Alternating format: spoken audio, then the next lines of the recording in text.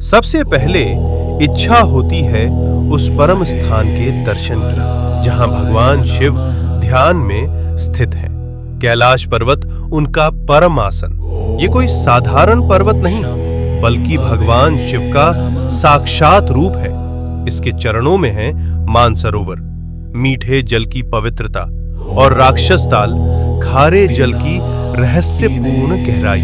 इतने पास फिर भी एक मीठा एक खारा, जैसे भगवान शिव के भीतर संतुलित दो स्वरूप। अब हम पहुंचते हैं उस तपोभूमि पर जहां भगवान शिव और माता पार्वती ने विवाह के बाद ध्यान लगाया। ये है आदि कैलाश, उत्तराखंड के ऊंचे हिमालय में स्थित, जहां आज भी उनकी ध्यान ऊर्जा का कंपन महसूस होता है। यही है गौरी कुंड और पार्वती सरोवर। ये पर्वत नहीं, शिव पार्वती की जीवित उपस्थिति का केंद्र है, इसलिए कहलाता है छोटा कैलाश।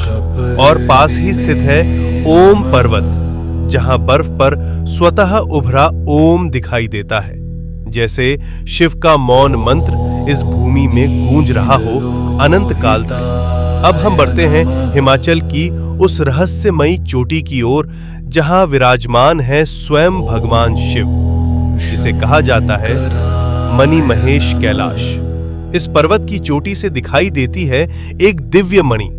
मान्यता है जब भगवान शिव प्रसन्न होते हैं तो ये मणि दिव्य तेज प्रकट करती है, जो भक्तों के जीवन में भर देती है एक दिव्य प्रकाश।